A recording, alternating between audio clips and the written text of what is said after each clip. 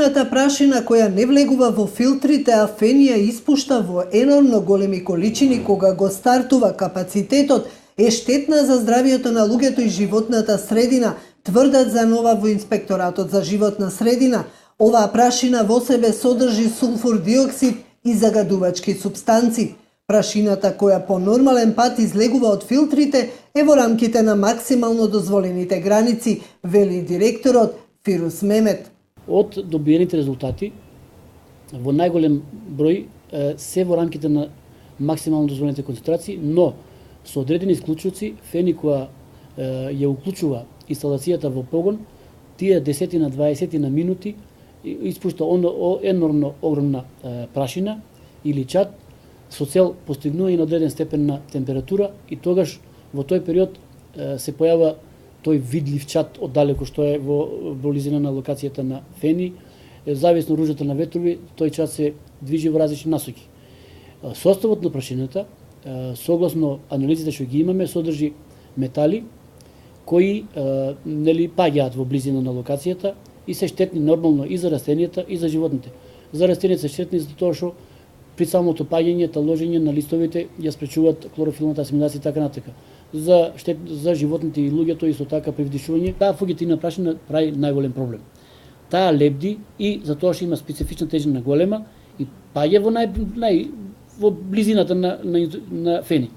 И од тие причини, како што ви кажа, значи пречи во развојот на асимилацијата, хлорофилната асимилација на лозовите насади, на праските и така натака.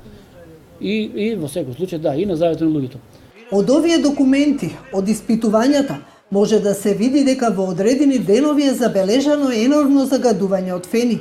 На 4 октомври минатата година, например, концентрацијата на сулфур диоксид била 10 пати поголема од максимално дозволеното, а на прашината со загадувачки супстанции е дури 100 пати поголема. Загадувањето тој ден започнало да се следи од 10:30 часот и траело до 13 часот, кога концентрацијата на опасни материи опаднала.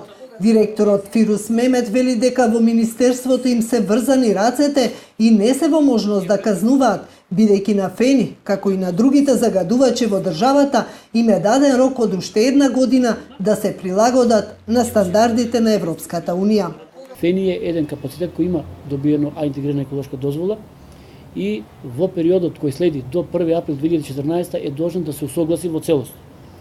Усогласувањето се мисли баш на овој дел, од овој тип на надминување на максимално дозволените концентрации кои се и во самите резултати што ги добиваме некојаш енормно повисоки, но не сме можност да ги кажеме затоа што во самиот оперативен план е предвидено тие до 2014 година да се усогласат и после април 2014 година веќе ова слика верувам нема да се појавува затоа што стварно казните се за прекршоците од овој тип енормно високи и не ми се верува дека фени ова ќе си го дозволи како луксус да го пролонгира.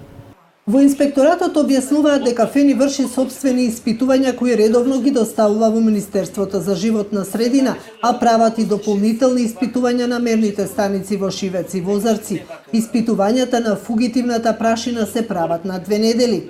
Од таму уверуваат дека гумите кои согоруваат на 1200 степени не се штетни и не испуштаат емисии кои би ја загадувале животната средина.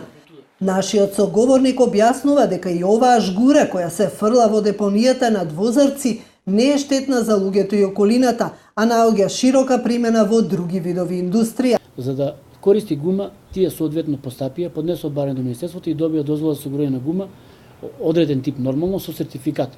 Гумата е исклучиво од извоз затоа што во домашни прилики Македонија не поседува таков тип на гума, но за да се подобри квалитетот на амбиентниот воздух, Министерството за животна средина донесе правилник и донесе забрана за осигурување на гуми за добивање на отпадна жица. Ние за да го направиме тоа стапиме во контакт со фени, ги видовме сертификатите и таа гума што ја користат фени не содржи прво метал, железо, како нус производ не останува, второ при самото осигурување од над 1300 степени таа гума во целост поминува во инертна состојба. Значи не представува никаква опасност, не испушта емисии кои се загадувачки за средината, затоа што целиот тој енергенски како алтернативен согорува во целост и низ филтрите, значи гумата не предизвикува негативни влијанија врз животната средина во областа на фени, но фугетивната прашина, како што ви кажав, е проблем. Жгурата како нус производ сама по себе не е штетна, затоа што не, меѓутоа при самата експлоатација, односно транспортот од фени до местото кај што се врши складирање на таа жгура или депонијата е една етапа која мора да се помине. Таа поседува енормно висока температура и нормално дека во ноќните часови многу е испарливоста голема и дури свити, значи добива осјај. Инаку самата жгура по самиот состав не е штетна, ви кажав, има тешки метали во поголема концентрација која е интересна за други дејности во индустријата. Очигледно Министерството за животна средина ќе го има последниот збор, но дури од наредната година кога фени има рок да се коригира. До тогаш, граѓаните на Кавадарци и околните села ќе гледаат безпомошно во чадот на нивните домови и ќе ја зголемуваат статистиката по бројот на заболени од рак во државата. Не разговараме за затварање на фени, разговараме за ставање на соодветни филтри. Ако се стави еден филтер, не значи дека тие ги задоволили условите до не знам до која година за да не мора да ставаат други филтри. Ова не е на добро.